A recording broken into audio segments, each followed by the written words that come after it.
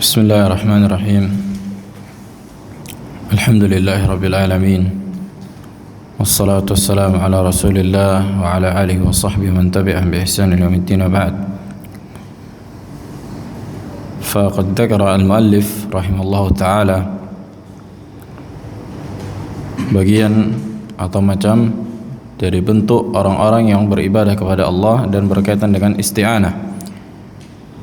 Dan kemarin telah kita bahas ada 3 golongan orang-orang yang beribadah kepada Allah dan berkaitan dengan isti'anah. Golongan yang pertama, siapa itu?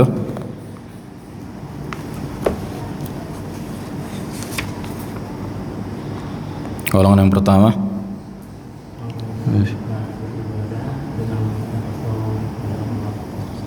nah, ahsan. Yang pertama, orang-orang yang beribadah kepada Allah Subhanahu wa ta'ala dan meminta pertolongan kepada Allah supaya Allah menolong mereka dalam ibadah. Nah, yang kedua, dan mereka lah ahlu sunnah. Mereka lah ahlu sunnah wal jamaah. Yang kedua,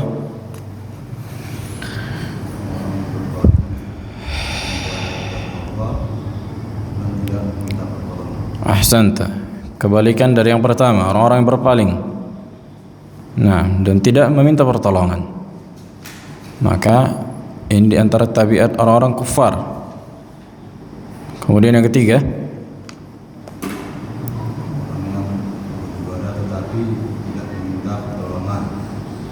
nah, yang ketiga, mereka melakukan ibadah akan tetapi tidak meminta pertolongan. Dan mereka ini ada 2 macam. Yang pertama apa, Abu Rashid?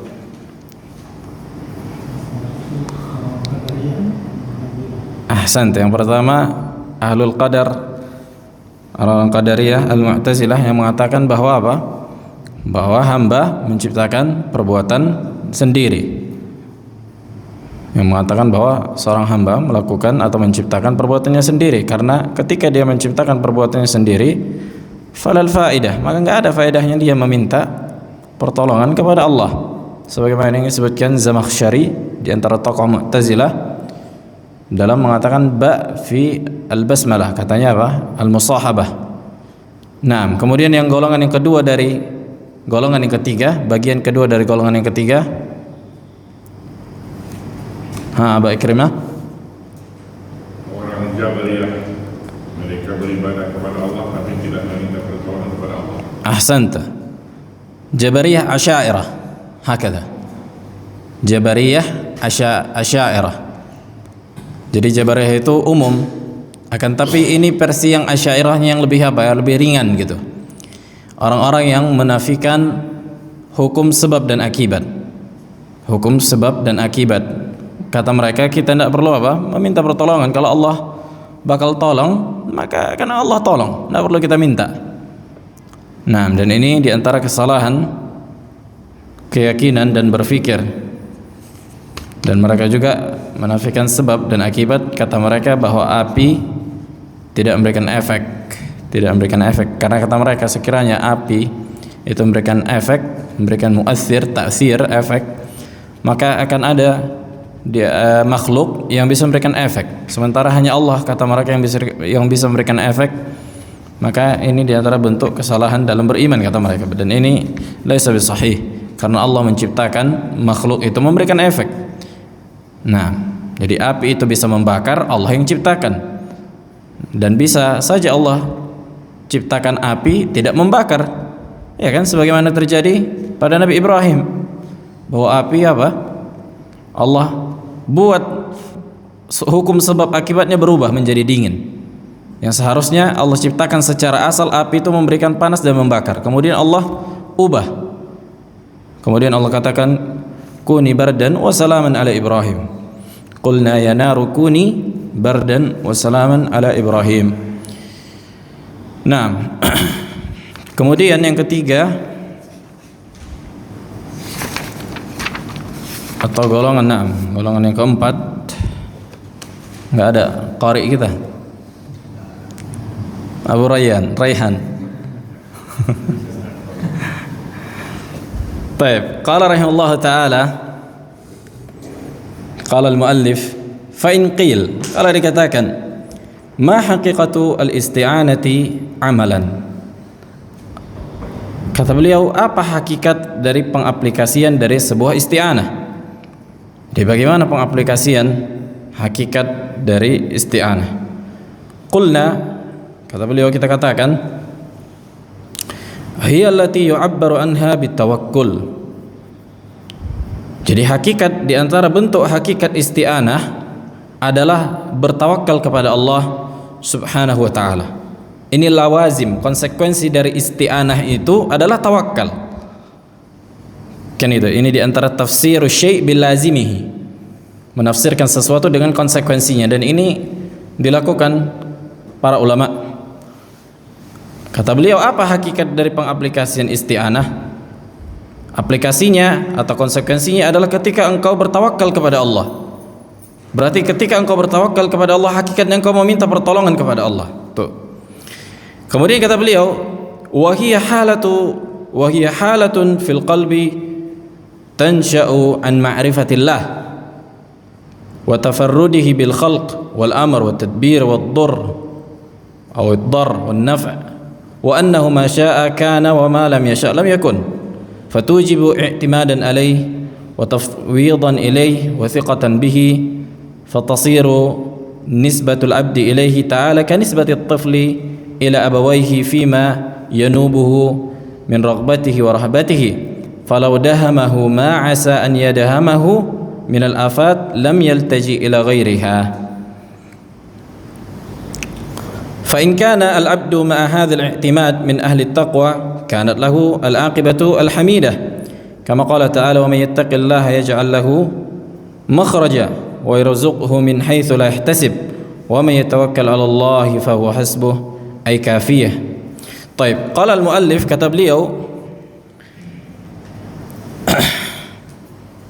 di antara hakikat dari tawakkul adalah kondisi hati seseorang.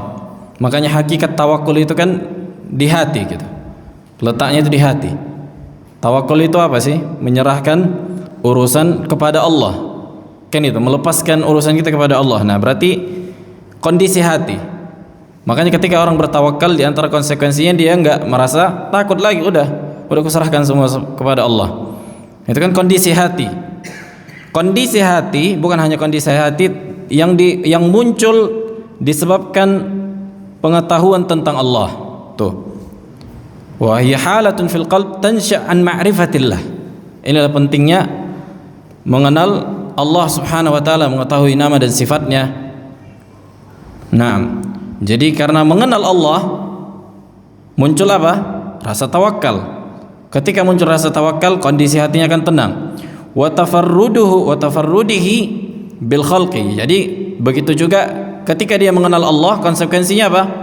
Dia mengesakannya dalam seluruh makna rububiyah, menciptakan, menghidupkan, mengatur alam semesta, memberikan manfaat dan mudarat ila akhirih. Bahwa dia meyakini juga bahwa ma syaa kana wa ma lam yasha' lam yakun. Jadi segala sesuatu yang Allah kehendaki pasti akan terjadi, dan segala sesuatu yang tidak Allah kehendaki enggak akan terjadi.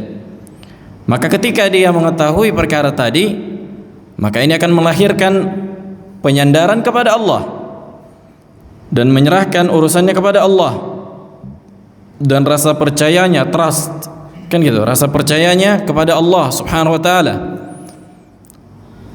Yang dimana ini bukan seperti di sini memisalkan Allah dengan, sebagaimana disebutkan beliau, fatasiru nisbatul ab, maksudnya hubungan antara seorang hamba dengan Allah seolah-olah kayak permisalan seperti seorang anak yang menyerahkan urusannya kepada kedua orang tuanya gitu. Kanisbatul tifl ila abawayhi fima yanubuhu min raghbatihi wa rahbatihi. Nah, dan ini bukanlah menyebutkan atau memisalkan Allah dengan makhluknya, enggak. Jadi kan bentuk tawakal seorang hamba kepada Allah. Nah, sebagaimana seorang anak ya ini, kan dia percaya dia sama orang tuanya gitu. Rasa percayanya dia kepada orang tuanya. Ini min babi taqribul faham, mendekatkan pemahaman. Dan ini bukan memisalkan Allah dengan makhluk, kan gitu. Ada nggak contohnya dalam hadis ketika Nabi SAW mempermisalkan kasih sayang Allah apa? Lebih tinggi dan lebih besar daripada seorang ibu kepada anaknya, kan gitu. Ketika para sahabat melihat seorang perempuan yang mencari anaknya, kemudian dia mendapatkan anaknya, kemudian dia membawanya, menggendongnya, memeluknya dan seterusnya. Kata Nabi SAW, Inna Allah arhamu bi abdihi atau bi ibadihi minal biwaladiha. Sesungguhnya Allah lebih menyayangi hambanya daripada ibu ini kepada anaknya. Tuh, ada nisbah, ada hubungan, kan gitu. Bukan memisalkan Allah seperti ibu dengan anak, enggak, tapi bentuk pendekatan pemahaman. Begitu juga dengan ini. Nah,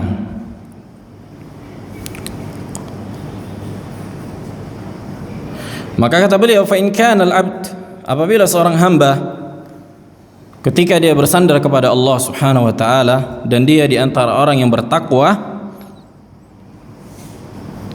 maka dia akan mendapatkan ending yang mulia, hasil akhir yang mulia, kata beliau. Sebagaimana yang Allah sebutkan dalam Al-Qur'an, maka barang siapa yang bertakwa kepada Allah, Allah akan jadikan baginya solusi, jalan keluar, dan memberikannya rezeki dari yang tidak dia sangka-sangka. Maka barang siapa yang bertawakal kepada Allah, fahuwa hasbuh, ai kafi. Allah akan cukup baginya dan cukup untuk mengabulkan cita-citanya. Nah, inilah hakikat dari apa?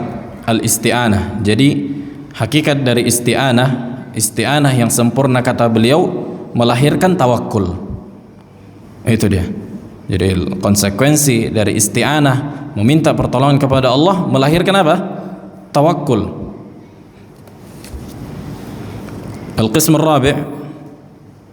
Man yaqra? Abu Darda. Taqra.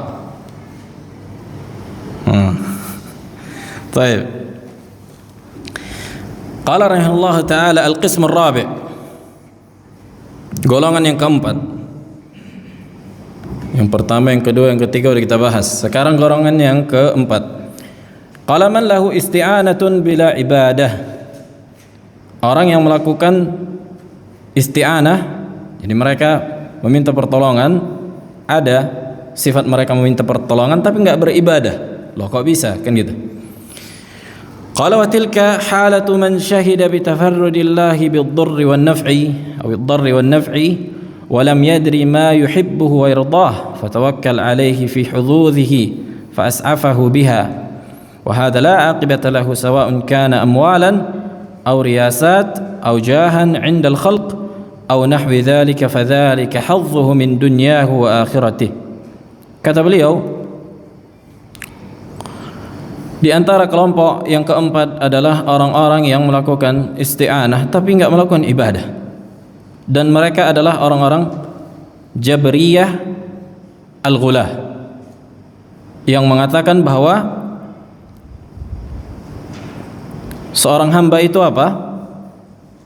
Berjalan di atas kehendak Allah dan hamba tidak memiliki kehendak.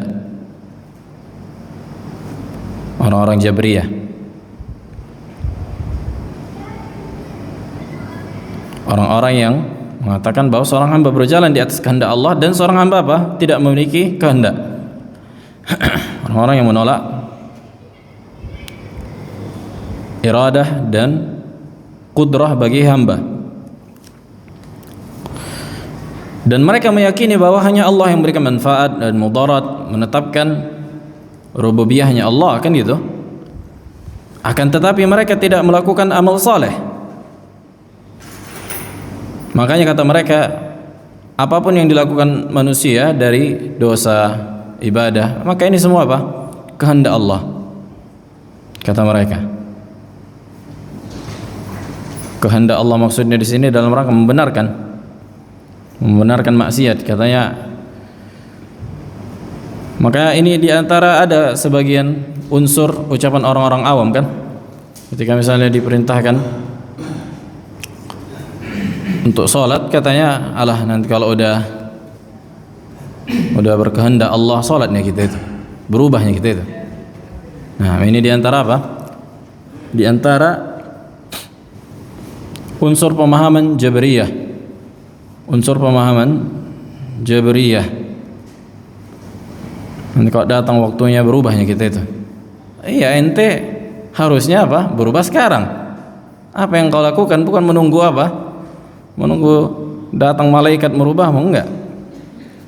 Nah, maka orang yang golongan yang demikian maka enggak akan mendapatkan hasil yang bermanfaat. Endingnya enggak akan bagus. Nah, karena sebenarnya hakikatnya tujuan mereka hanya perkara apa? Perkara dunia.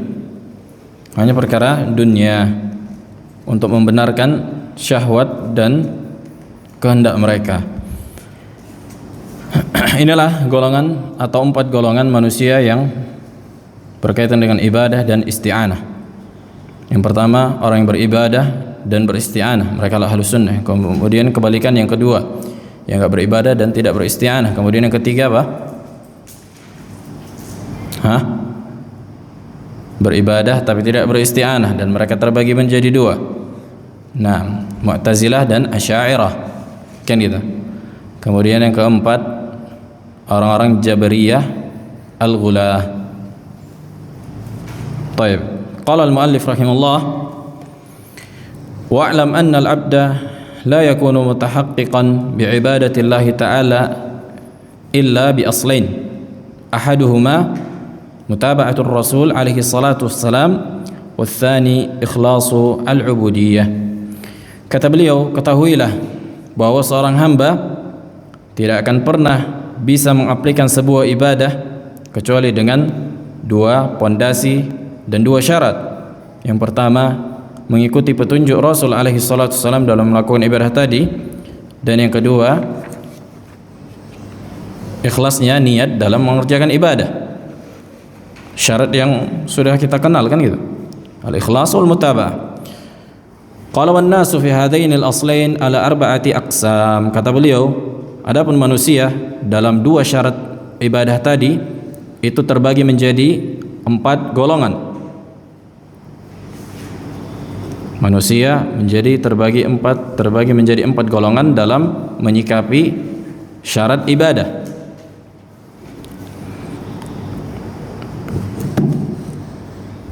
Manusia terbagi menjadi 4 golongan dalam menyikapi apa? Syarat ibadah. Yang pertama, ahlul ikhlasi wal mutaba'ah. Orang-orang yang terdapat pada mereka keikhlasan dan mutaba'ah, mengikuti petunjuk Rasul alaihi salatu wassalam. فأعمالهم كلها لله وأقوالهم ومنعهم وإعطاؤهم وحبهم وبغضهم كل ذلك لله تعالى. Maka amalan mereka seluruhnya untuk Allah, ucapan-ucapan mereka untuk Allah, ketika mereka menahan karena Allah, ketika memberi karena Allah, mencintai karena Allah, membenci karena Allah, dan seluruhnya dilakukan karena Allah subhanahu wa ta'ala. La yuriduna minal ibadi jazaan wala syukura, yang dimana mereka ketika mengerjakan ibadah apapun bentuknya, baik ibadah mutaaddi yang berkaitan dengan manusia kan gitu, contohnya sedekah, ta'limul ilm, dan apapun itu, menolong orang, membayarkan hutang dan seterusnya.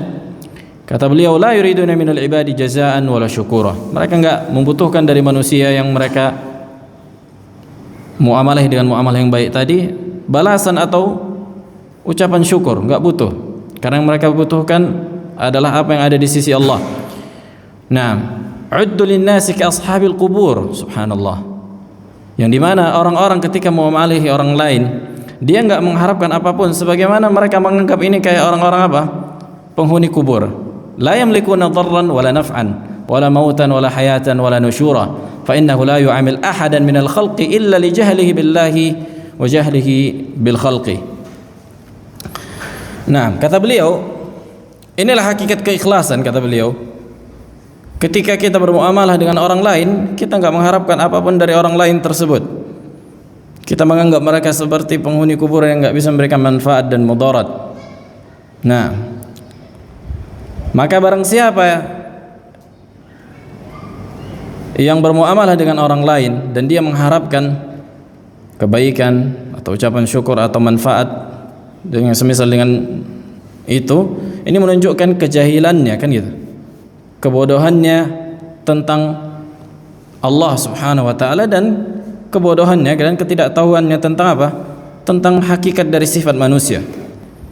Nah, qala wal ikhlasu, kata beliau, dan ikhlas huwa al-amal alladhi la yaqbalu Allahu min 'amilin 'amalan sawaban 'ariyan min. Keikhlasan itu adalah sebuah amal yang tidak diterima Allah Subhanahu wa taala dari seorang yang beramal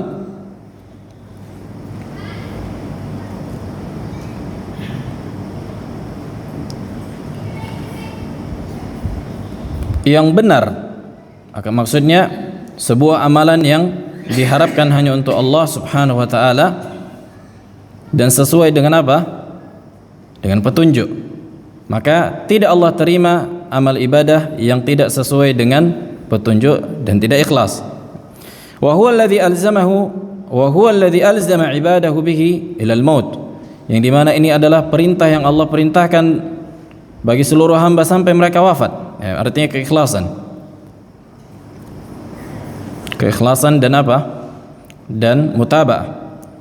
Kama qala ta'ala liyabluwakum ayyukum ahsanu amala. Dengan menguji kalian siapa yang baik di antara kalian amalnya. Sebagaimana yang dikatakan ke Fudail bin Iyad, wa ma ahsanu amala, dan apa amalan yang paling baik? Kata beliau rahimahullah, akhlasuhu wa aswabuhu, yang paling ikhlas dan yang paling sesuai dengan sunnah. Wa qala ta'ala, dan Allah sebutkan juga, inna ja'alna ma 'alal ardi zinatan laha linabluwahum ayyuhum ahsanu amala. Ahsanul amal ay akhlasuhu wa aswabuhu. Fal khalisu an yakuna lillah. Keikhlasan itu berkaitan dengan Allah, kan gitu. Niatnya ini, tujuan dari ibadah ini. Kalau was-sawabu an yakuna ala wifqi sunnati Rasulillah alaihi salatu wassalam. Dan benarnya sebuah amalan apabila sesuai dengan contoh sunnah Nabi alaihi salatu wassalam. Qala wa hadha wal amal al-hasan al-madhkur fi qawlihi ta'ala, atau al-amal al-husn. Maka inilah amalan yang baik yang disebutkan dalam ayat, wa man ahsanu dinan mimman aslama wajhahu lillahi wa huwa muhsin. Nah, wa man ahsanu dinan mimman aslama wajhahu lillah, maksudnya ikhlas. Mimman aslama wajhahu lillah maknanya ikhlas, wa huwa muhsin ay al-mutaba'ah, ay al-mutaba'ah, wa huwa al-amalu as-salih fi qawlihi ta'ala, faman kana yarju liqa'a rabbih falya'mal 'amalan salihan wa la yushrik bi'ibadati rabbih ahada. Qala wa huwa alladhi amara bihi an-nabiyyu alaihi salatu wassalam fi qawlihi, dan ini juga perintah yang disebutkan Nabi alaihi salatu wassalam, kullu amalin laysa alaihi amruna fahuwa raddun. Nah, seluruh amalan yang tidak ada perintah kami di amalan tadi maka akan tertolak. Wa kullu amalin bila mutaba'atin. Nah, dan seluruh amalan yang tidak ada contohnya, enggak ada petunjuk dari kami, fa innahu la yazidu amilahu illa bu'da. Dan tidaklah amalan yang dilakukan manusia yang tidak ada contohnya dari Nabi kecuali semakin membuatnya jauh minallahi ta'ala, dari Allah Subhanahu wa ta'ala. Fa inna Allah ta'ala innama yu'badu bi amrihi la bil ahwa'i wal ara. Karena Allah Subhanahu wa taala sesungguhnya diibadahi, disembah dengan petunjuknya, dengan perintahnya, tidak dengan hawa nafsu dan sebatas pendapat saja. Bukan dengan karang-karangan, bukan dengan agama nenek moyang, bukan dengan kebiasaan. Kayak dikatakan orang awam kan gitu. Enggak sesuai dengan kebiasaan. Nah, qala al-muallif rahimahullah taala ad-darb ats-tsani.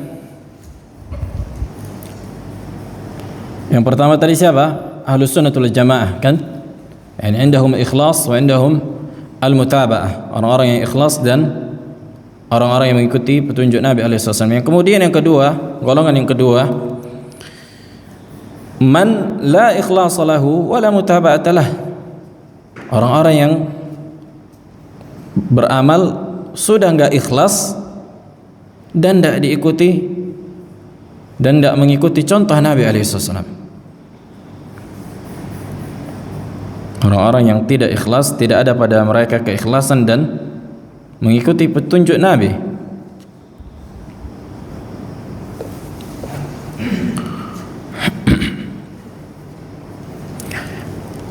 Qala wa haula syiraru al-khalq. Mereka adalah seburuk-buruk makhluk. Wa hum al-mutazayyinuna bi a'malil khair yura'una biha an-nas. Orang-orang yang memperindah amalan mereka, maksudnya memperindah amalan yang tampak baik, akan tapi tujuan mereka adalah riya, ingin mendapatkan pujian, sanjungan dari manusia. Taban ar-riya ala nau'ain. Riya itu ada dua jenis. Jenis yang pertama, riya'un akbar. Riya akbar, riya besar, atau aslur riya, atau ar-riya'ul al-mutlaq. Ar-riya' al-mutlaq. Riya akbar, riya al-mutlaq maknanya sama. Jadi memang tujuan dia beramal enggak ada secuil pun hanya untuk Allah, atau niat dia enggak ada, tapi hanya sebatas apa? Untuk manusia. Contohnya seperti orang-orang munafik yang memang menunjukkan keislaman tapi menyembunyikan apa? Kekufuran. Menyembunyikan kekufuran. Maka ini mengeluarkan pelakunya dari keislaman. Kemudian ats-tsani, jenis yang kedua dari riya, riya'un asghar, riya kecil.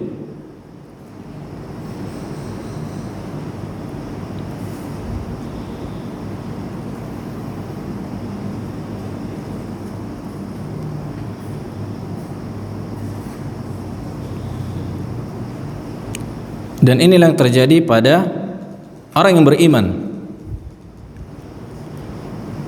Maksudnya orang yang beriman, orang yang bukan kafir, yang bukan munafik maksudnya.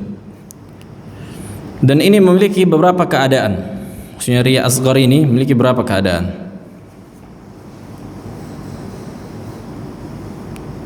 Keadaan yang pertama, riya asghar ini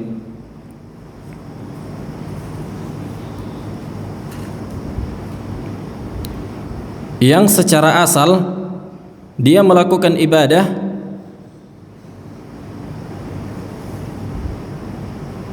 bukan untuk Allah Subhanahu wa taala. Maknanya apa? Secara asal dia salat memang mau mencari pujian dari manusia gitu. Mau sedekah memang mau cari pujian gitu. Ini secara asal.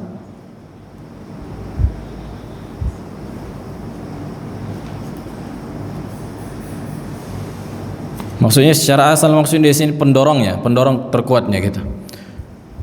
Jadi yang paling, makanya kan kata para ulama, dafi' lil amal huwa riya, pujian manusia. Tapi apakah riya sarful ibadah li ghairillah? Apakah riya ini memalingkan ibadah kepada selain Allah? Karena kita ketahui kaidah sarful ibadah li ghairillah syirkul akbar. Memalingkan ibadah kepada selain Allah hakikatnya syirik akbar. Hal ar-riya'u huwa min sarfil ibadah li ghairillah? Apakah riya di antara memalingkan ibadah kepada Allah? Kaifa jawab? Gimana Abu Ikrimah? Iya. Kalau riya asghar la. Tapi kalau riya akbar, seperti sebagaimana orang-orang munafik, karena memang mereka beribadah bukan untuk Allah. Nah, adapun riya yang asghar yang dilakukan terjadi pada diri seorang mukmin, maka laisa min sarfil ibadah li ghairillah. Akan tetapi dafi'nya, karena dia beribadah kepada Allah, Cuma pendorongnya siapa? Manusia gitu. Perlu dibedakan antara malingkan ibadah ini salat ini bukan untuk Allah tapi untuk kuburan misalnya, itu dia sarful ibadah li ghairillah. Niatnya itu memang untuk kuburan, dia niatkan ibadah kepada kuburan. Adapun dia berniat misalnya salat untuk Allah, akan tapi pendorongnya apa? Orang lain kan gitu. Ini yang terjadi pada orang yang beriman. Tapi pelakunya kan tahu Ustaz, kalau dia itu sedang beria begitu. Pelakunya? Iya. Maksudnya? Yang melakukan ibadah tadi, apakah dia mengetahui dia itu sedang beria? Dia merasakan. Orang yang riya merasakan di dalam hatinya dia salat ini untuk siapa kan gitu. Makanya kan dafi' kata para pendorongnya, kenapa dia perbagus? Kenapa makin banyak dia sedekah? Ada pendorongnya, dafi'nya. Ada muhaffiz yang mendorongnya itu, oh, ini ada pujian manusia kan gitu. Atau misalnya ada atasan pejabat untuk mengharapkan perkara duniawi. Wadah. Tapi dia beribadah untuk siapa? Untuk Allah. Cuma mendorongnya siapa yang mendorongnya makin bagus dia ibadah? Manusia. Beda dengan orang yang beribadah untuk kuburan. Dia salat untuk kuburan. Nah, ini sarful ibadah li ghairillah. Farq baina hadha wa hadha. Wadah. Jelas? Gimana Abu Darda? Hah? Sarful ibadah li ghairillah, dia memang tujuan awalnya memang untuk apa? Untuk selain Allah. Contoh yang menyembelih untuk siapa? Untuk kuburan, untuk jin. Ini dia sarful ibadah li ghairillah. Asal ibadahnya itu untuk selain Allah. Sementara ar-riya, dia ibadah untuk Allah, kan gitu. Dia niatkan salat untuk Allah, tapi pendorongnya kenapa dia perbagus? Kenapa dia perbagus? Ya, ada perkara-perkara dunia kan gitu, karena dilihat manusia untuk mendapatkan pujian, tapi dia masih ada hubungannya dengan Allah Subhanahu wa taala. Wadhih wala sywadhih. Jelas. Makanya enggak sampai menjadi kesyirikan. Adapun memang enggak niat untuk ibadah kepada Allah. Inilah orang-orang munafik. Memang bukan untuk Allah mereka ibadah kan itu, hanya sebatas untuk melindungi diri. Hanya sebatas untuk melindungi diri dari orang beriman. Karena kalau enggak salat bakal dipertanyakan keimanannya kan gitu. Wadhih. Insyaallah wadhih. Ini yang pertama. Kemudian ini yang keadaan yang pertama, orang riya asghar. Makanya riya asghar, keadaan di mana seseorang yang tidak melakukan yang ini tidak sampai pada syirik akbar. Nah, jadi yang pertama itu terbesit bagi dia. Jadi memang yang mendorong dia itu apa? Untuk memperbaiki amalan itu adalah manusia. Nah, ini membatalkan amalan yang sedang dia kerjakan. Yang kayak gini, ini membatalkan apa hukumnya? Membatalkan amalan yang sedang dia kerjakan. Wadah. Akan tapi tidak apa? Menjadi kafir. Syirkul asghar. Nah, kemudian halus tsani, keadaan yang kedua dari syirik asghar, dari riya asghar dan syirik asghar. Riya kan hakikatnya syirik asghar. Keadaan yang kedua, halus tsani, dia pertama beribadah untuk Allah Subhanahu wa taala, pendorongnya untuk Allah. Ibadahnya untuk Allah dan pendorongnya untuk Allah. Makanya perlu dibedakan ibadah untuk Allah dan pendorongnya, kan ini pendorong dafi'. Motivasinya gitu, tujuannya.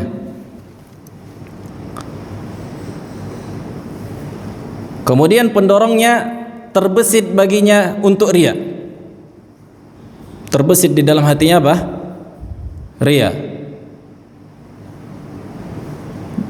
Riya itu kan hakikatnya dari bisikan hati gitu. Jadi terbesit dalam hatinya, oh, perbaiki nih. Misalnya salat atau perbaiki nih. Nah, karena mendapatkan pujian dan seterusnya. Lakin dafa'ahu. Akan tapi dia apa? Dia tolak. Lam yastarsil alaih. Dan dia enggak terus-terusan, bahkan dia tolak, bahkan dia berdoa kepada Allah supaya enggak riya. Maka ini la yadurruhu syai'. Maka ini enggak memudaratkannya. Makanya kata para ulama, siapa seorang yang hatinya yang tak pernah terbesit untuk riya, akan tapi tinggal apakah dia biarkan istarsil alaih, dia terus kayak gitu, dia iakan kan itu, atau dia tolak. Bagaimana di antara bentuk menolaknya dengan berdoa, meminta keikhlasan, kan gitu.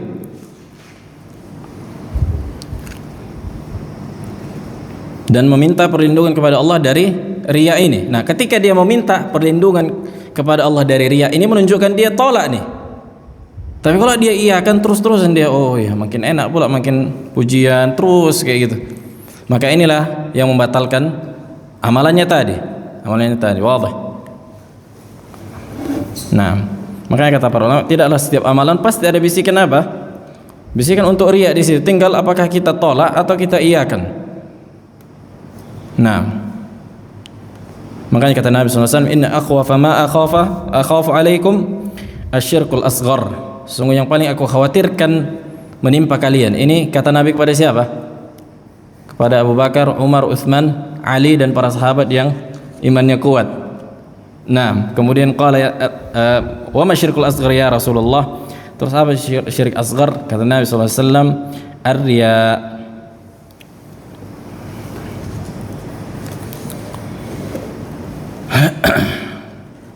Baik, qala rahimahullahu taala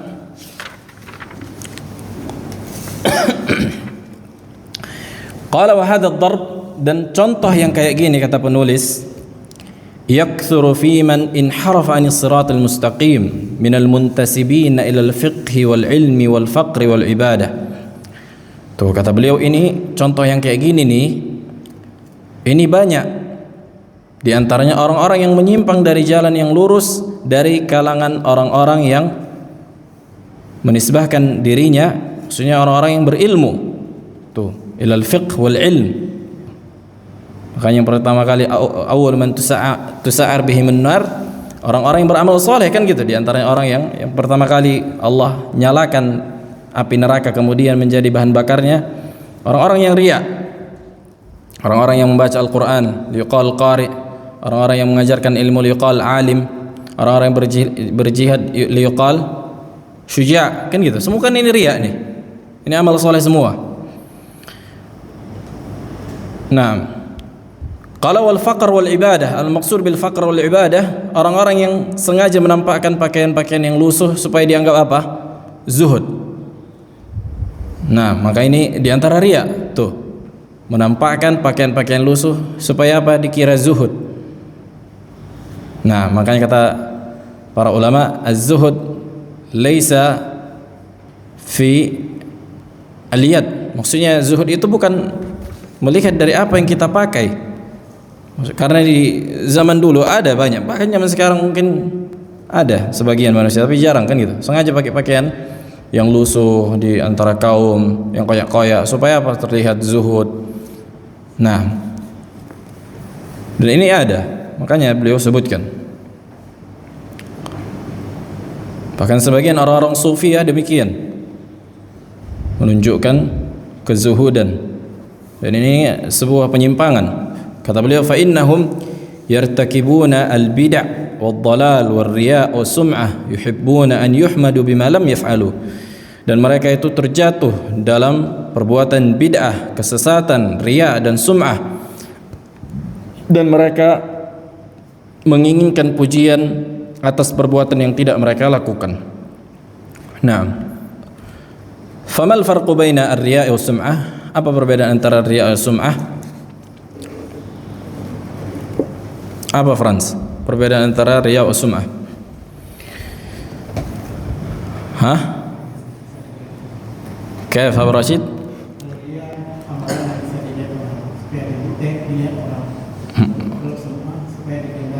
Ahsant. Yani ar-riya yata'allaq bi al-mar'iyat, berkaitan dengan visual, kan gitu, bisa dilihat. Sementara as-sum'ah berkaitan yang didengar.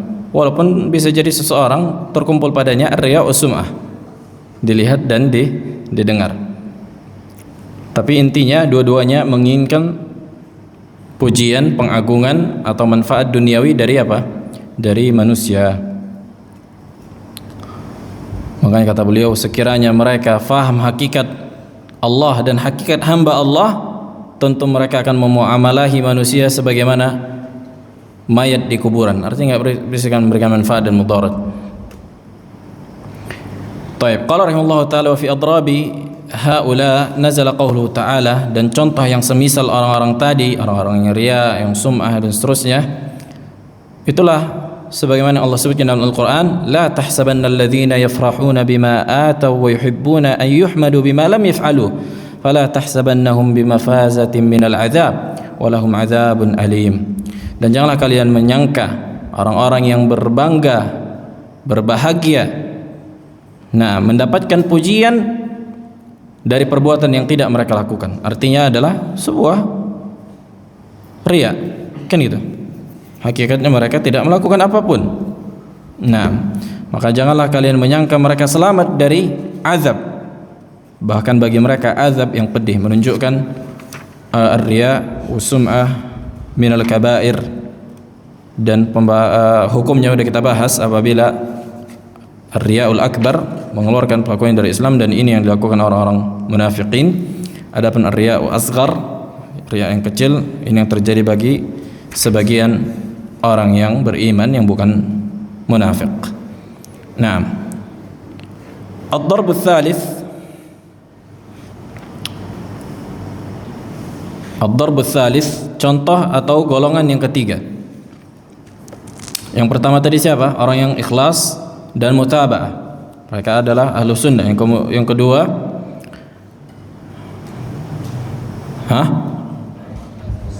la ikhlas wal mutaba'ah. Mereka orang-orang munafik, orang-orang riya, sum'ah dan seterusnya. Ad-darb ats-tsalits, yang kelompok yang ketiga, man huwa mukhlisun fi a'malihi, orang yang ikhlas dalam mengerjakan ibadah, lakinnaha ala ghairi mutaba'atil amri kajuhali al-ubbad. Orang-orang yang ikhlas dalam mengerjakan ibadah akan tetapi tidak di atas petunjuk Nabi alaihi salatu wassalam, sebagaimana orang-orang yang jahil dari orang-orang yang beribadah. Wal muntasibina ila az-zuhdi wal faqri, seperti orang-orang yang menampakkan zuhud dan kefakiran, orang-orang yang menampakkan kezuhudan dan kefakiran. Wa kullu man 'abada Allah ala ghairi muradih, maka siapa saja yang beribadah kepada Allah tapi tidak sesuai dengan apa yang Allah inginkan, kalau wasya'nu laysa fi ibadatillahi faqat, karena hakikatnya bukan hanya sebatas beribadah kepada Allah saja, bal fi ibadatillahi kama aradallah, akan tetapi yang menjadi hakikat adalah beribadah sesuai dengan apa yang Allah inginkan. Laisa al-amr an tuhib, lakin laisa sya'n an tuhib, walakin asy-sya'n an tuhab. Bukanlah sebuah menjadi patokan engkau mencintai Allah, tapi yang menjadi patokan adalah apakah engkau dicintai Allah. Dan apa syarat mendapatkan kecintaan kepada Allah adalah mengikuti Nabi alaihi wasallam, kama qala subhanahu ayatul imtihan, qul in kuntum tuhibbuna Allah fattabi'uni yuhibbukumullah wa yaghfir lakum dzunubakum, al-ayah. Kalau minhum, di antaranya,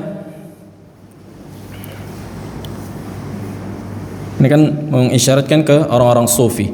Wa minhum, di antara mereka nih yang kayak gini, man yamkuth fi khalwatihi tarikan lil jum'ah wa yara dzalika qurbatan. Tuh, orang-orang yang menyendiri, betapa ke gunung atau betapa di suluk-suluk persulukan, dan dia nggak sholat Jumat. Kan banyak nih daerah-daerah Jawa, daerah-daerah Sumatera, persulukan kan gitu, sampai nggak sholat Jumat, dan dia menganggap meninggalkan sholat Jumat adalah sebuah apa? Ibadah. Meninggalkan sholat Jumat, dia meyakini itu adalah sebuah ibadah. Wa yara muwasalata shaumin nahari wal qiyam bil lail qurbatan wa siyam yaumil fitr qurbatan wa amsalu dzalik. Dan begitu juga di antara mereka ada yang menganggap bahwa muwasalatus siyamin nahar, muwasalatus siyam adalah jadi pagi dari terbit Matahari dia saum sampai malam, jadi dia nggak buka ketika tenggelam matahari. Ini dilarang oleh Nabi alaihi wasallam, muwasalatus siyam. Wadah. Jadi terus kayak gitu itu nggak boleh. Sebagian ulama mengatakan ini kekhususan bagi Nabi alaihi wasallam. Kekhususan bagi Nabi alaihi wasallam muwasalah fi as-siyam. Nah, jadi siapa yang menganggap itu adalah sebuah ibadah, jadi terus siam nggak buka-buka kan gitu, maka ini diantara kebid'ahan. Begitu juga siapa yang siam yaumul fitr dan dia menganggap itu ibadah, dia saum waktu hari Id, Idul Adha atau Id Al-Fitr, maka ini sebuah kebid'ahan. Dan semisal orang-orang yang demikian, ini diantara sifat orang-orang sufi, biasanya kayak gitu memang. Inilah sifat mubalaghah fil ibadah kan gitu. Memang saking semangatnya ibadah sampai yaumul Id juga saum. Nah, maka ini diantara bentuk kebid'ahan. Azan, fadhal. Baik. Qala rahimallahu taala ad-darbu ar-rabi'. Kemudian golongan yang keempat. Golongan yang pertama yang ikhlas dan mutaba'ah. Golongan yang kedua la ikhlas wala mutaba'ah. Yang ketiga indahum ikhlas lakin laysa indahum mutaba'ah, kan gitu. Jadi qism rubai. Kemudian yang keempat man a'maluhu ala mutaba'atil amr lakinnaha li ghairi Allah ta'ala kata'atil mura'in. والرجل يقاتل رياء وسمعة وحمية وشجاعة وللمغنم ويحج ليقال ويقرأ ليقال ويعلم ويؤلف ليقال فهذه أعمال صالحة لكنها غير مقبولة. Kata beliau, golongan yang keempat adalah man a'maluhu ala mutaba'atil amr, amalannya sesuai dengan petunjuk Nabi alaihi wasallam, akan tetapi tidak ada keikhlasan. Tidak ada keikhlasan.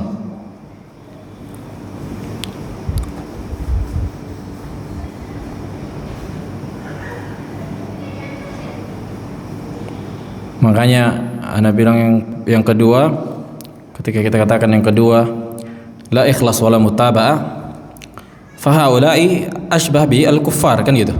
Jadi hakikatnya mereka tidak beramal sebagaimana kufar munafiqin masuk ke dalamnya. Memang enggak ada amal mereka dan mereka enggak ada mutaba'ah sebenarnya. Nah, jadi laysa mutaba'ah fi al-hay'a wala mutaba'ah fi al-qalb al-niyyah.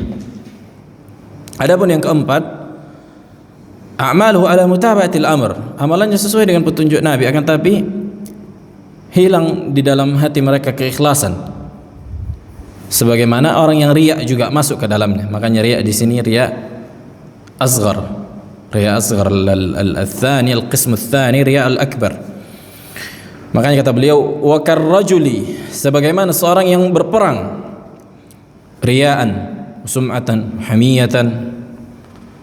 Jadi sum'ah, riya, dan dalam rangka ingin dikatakan pemberani, walil maghnam, dan tujuan mereka berperang itu hanya untuk mendapatkan ghanimah, wa yahujju liyuqal, dan naik haji supaya dikatakan pulang Pak Haji, kan gitu, liqal al-hajj, wa yaqra liyuqal, dan membaca Al-Quran atau membaca apapun yang berkaitan dengan ibadah supaya dikatakan qari, dan mengajarkan, wa yu'allim wa yu'allif, dan menulis, membuat kitab liyuqal, untuk dikatakan. Nah, maka ini secara zahir apa? Amalan saleh, kan itu, akan tapi tidak diterima di sisi Allah subhanahu wa ta'ala karena tidak apa? Tidak ada keikhlasan. Nasallallahu salamatul afiyah. Qala ta'ala wa ma umiru illa liya'budullaha mukhlishina lahuddin hunafa, dan tidaklah diperintahkan untuk beribadah kepada Allah kecuali di atas keikhlasan. Naam, falam ya'murin nasa illa bil ibadati 'alal mutaba'ati wal ikhlasi fiha. Dan tidaklah Allah memerintahkan manusia kecuali beribadah sesuai dengan tuntunan Nabi dan di atas keikhlasan di dalamnya. Wal qa'im bihima hum ahlu iyyaka na'bud wa iyyaka nasta'in. Adapun orang-orang yang mengumpulkan keikhlasan dan mutaba'ah, merekalah orang-orang yang berada di atas ayat iyyaka na'bud wa iyyaka nasta'in. Hanya kepadamu lah kami beribadah dan hanya kepadamu lah kami meminta pertolongan. Dan penulis rahimahullah mengambil kalam Ibnul Qayyim dari kitab Madarik As-Salikin fi tafsir iyyaka na'bud wa iyyaka nasta'in. Naam, faqala Al-Fudail bin Iyad min bab al-fa'idah, qala Fudail bin Iyad, tarkul amal min ajli an-nas riya, meninggalkan amalan karena takut riya adalah sebuah riya. Nah, wal amalu min ajli an-nas syirkun, dan mengerjakan ibadah untuk manusia ini di antara bentuk kesyirikan. Tarkul amal min ajli an-nas riya, meninggalkan amalan karena takut riya, karena meninggalkan amal kan gitu untuk manusia nih, karena takut riya.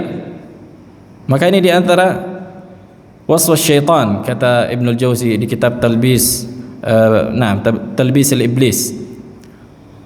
Bahkan syaitan itu datang kepada seseorang dan mengatakan anta mura'in, ente ini sedang riya nih di dalam salat. Ini kata syaitan. Maka jangan digubris, kata para ulama, jangan digubris, dibiarin. Ini cuma bisikan, aku ibadah untuk Allah. Wal amal min ajli nas, dan mengerjakan ibadah untuk manusia kan gitu, ini adalah kesyirikan. Riya juga di antara kesyirikan. Wal ikhlas, kata beliau, keikhlasan, an yu'afikallahu minhuma, keikhlasan adalah ketika engkau diselamatkan dari keduanya. Engkau mengerjakan ibadah untuk Allah dan engkau tidak meninggalkan ibadah untuk manusia. Makanya pentingnya, kata para ulama, senantiasa tajdidun niyah, memperbaharui niat. Kan itu, senantiasa memperbaharui niat, kata para ulama. Bahkan kata para ulama, sebelum tidur coba kita tanya diri kita, muhasabatun nafs, untuk apa kita beramal?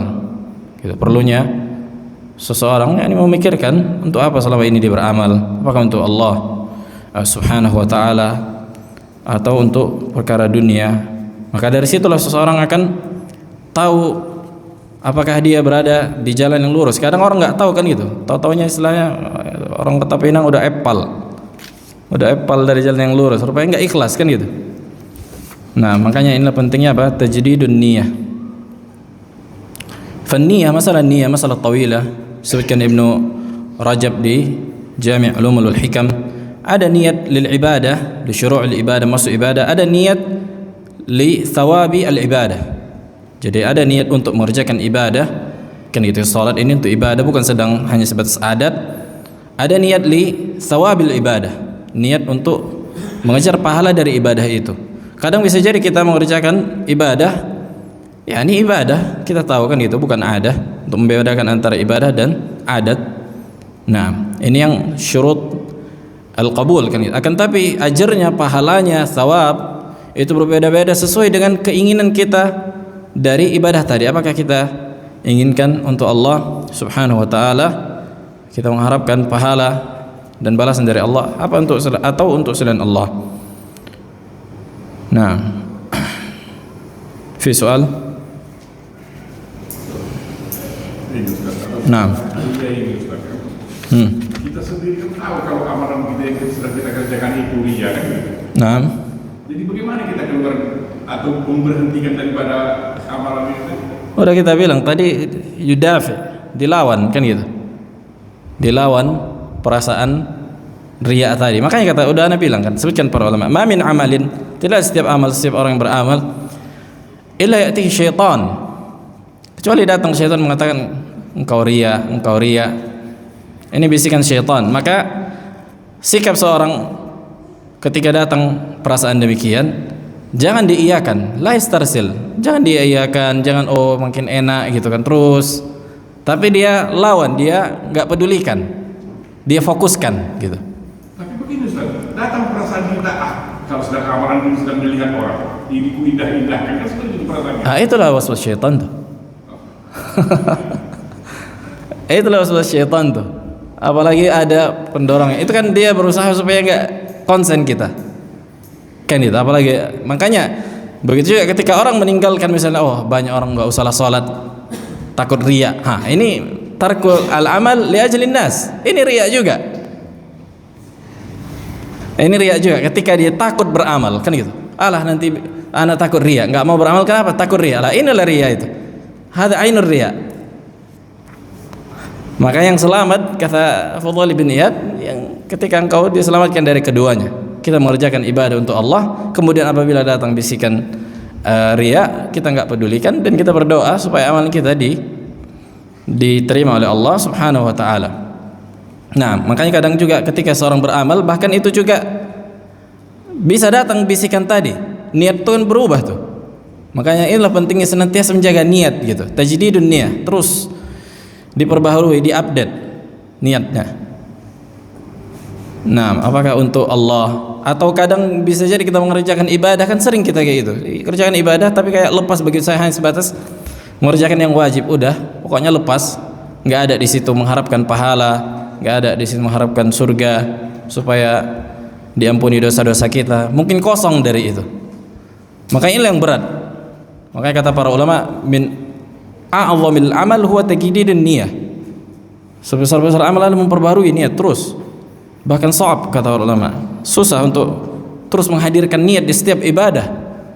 Makanya ada istishabul asal, menarik hukum asal niat. Misalnya kayak Ramadan misalnya kan, untuk tiap hari terus udah fahamnya kita kalau ini sholat ya sholat, kalau saum ya saum, kan gitu. Nah itu kan niat li syuru'il ibadah, masuknya kepada ibadah. Tapi ada niat lagi untuk mengharapkan pahala, ini yang terus senantiasa dihadirkan gitu, mendapatkan pahalanya itu. Makanya dua orang yang sholat sama gerakannya sama, tapi pahalanya bisa beda. Yang satu niatnya ikhlas mengharapkan surga dan seterusnya. Begitu juga dengan amalan-amalan soleh yang lain, kan gitu. Amalan-amalan yang mubah. Seperti yang disebutkan dalam hadis, "Wa ma anfaqtum min nafaqatin wa ma adkhaltum fi imra'atik illa ujirta alaih."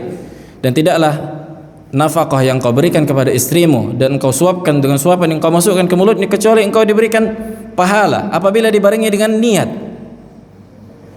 Tuh, ibadah yang maksudnya kewajiban, kan gitu. Kewajiban manusia memberikan nafkah istri. Tapi kalau dia niatkan niat pahala, ini lebih tinggi dibandingkan orang yang enggak ada niatnya di situ. Hanya sebatas menggugurkan kewajiban. Makanya begitu juga dengan salat kita, kalau hanya sebatas menggugurkan kewajiban, bisa jadi enggak berdosa, kan gitu, karena sedang mengerjakan kewajiban tapi enggak ada pahalanya karena enggak ada niatnya. Innamal a'malu bi an-niyat. Nah, makanya meluruskan niat adalah perkara yang aziz, kata para perkara yang susah. Kalau kita baca aqwal ulama, bahkan ada sebagian ulama dia bilang udah aku memang riya, udah nggak bisa lagi, emang riya udah kata. Bahkan sebagian mengatakan talabnal ilm li ghairillah, kita menuntut ilmu bukan karena Allah, tapi untuk perkara, apalagi muhaddis cobaannya lebih besar. Orang-orang yang ulama muhaddisin karena dibayar, mendapatkan uang, mendapatkan pujian, diagungkan. Nah, di zaman dulu, jadi para ulama itu punya manzilah, punya kedudukan tinggi, kayak kalah presiden, kalah pejabat dibandingkan para ulama di zaman dulu. Sekarang aja yang famornya udah turun, kan gitu. Nah, fa'aballahu illa an yakuna lah. La'alla qala Imam Ahmad atau ghairuh. Nah, kita menuntut ilmu untuk selain Allah awalnya, akan tapi kita terus menerus kita perbaiki niat sehingga Allah buat kita menuntut ilmu hanya untuknya. Terus memperbaiki niat. Nah, fi soal tsani. Nah, kemarin kan busuk atau kubur 4 orang kan. Jadi Jadi begitu anak masuk di dinding-dinding itu ada seperti katakanlah juga jimat. Itu anak bayi itu ada kan? Gelang itu. Iya, yang warna hitam, merah, atau putih gitu. Sama kayak bom-bom gitu. Jadi itu dia ada untuk kusuk. Apakah anak itu termasuk syirik atau gimana? Awalnya niat untuk kusuk. Iya, masuk tanpa itu. Kan nggak begitu berlaku, nggak jadi malah begitu kan? Enggak, pertama kalau dia pakai jimat, kan pertama kita nggak tahu itu tujuannya apa. Nah, tapi ada qarinah, hanya tandanya, nggak mungkin dia menggantungkan sesuatu tanpa ada tujuan kan gitu. Tapi kalau nggak ada dia melakukan ritual aneh dalam kusuk, maka ma'alih syai', hanya sebatas mengkusuk, tapi hendaknya memang diingkari. Yang ayo ditanya ini apa kan gitu, untuk apa ini gitu. Kalau ini untuk supaya mujarab apanya, kusuknya, tidak usahlah jadi. Tapi kalau hanya sebatas dia mengkusuk kan kita nggak tahu, Allah ma'alih syai'. Biasanya juga dia bismillah gitu ya. Bismillah. Berarti itu nggak termasuk syirik. Enggak. Kecuali dia lakukan, kita tahu kalau dia sedang buat kusuk tadi, dia mengkusuk, sedang dilakukannya ritual kesyirikan. Ayo. Tapi memang apalagi kalau kayak gitu, memang bagusnya ditanya dia, diingkari apanya tadi, gelangnya tadi. Kenapa dia gantungkan kan gitu? Untuk apa ini? Karena bisa jadi orang lain, nggak tahu, mungkin bisa jadi bukan dia. Ini masih mubham. Tapi meninggalkan lebih utama, la syak. Kalau antum nggak bisa mengingkari, menanya dan mengingkari kesyirikan yang ada pada yang masih madhinnatu syirk, potensi kesyirikan, maka lebih baik ditinggalkan. Nah, wa man ittaqa syubhat faqad istabra'a li dini wa irdihi. Kama qala alaihi wasallam. Nah, ada. Hah? Bagaimana syarat diterimanya ibadah ikhlas? Ayo. Maksudnya apa? Ikhlas yang dimaksud ini gimana? Karena berbeda-beda itu kemampuan ikhlas. Al-ikhlas kama qala muallif makan liwajhillah. Siapa yang mengerjakan ibadah untuk Allah, mengharapkan pahala dari Allah, maka itu di antara bentuk keikhlasan. Mengharapkan pahala untuk Allah, untuk selamat dari neraka dan masuk ke dalam surga, itu di antara keikhlasan. Dan berbeda dengan sebagaimana yang dikatakan orang-orang sufi, yang apabila seorang mengharapkan dari ibadahnya masuk ke dalam surga dan selamat dari neraka, maka ini bukan sebuah keikhlasan. Hadza kalam batil.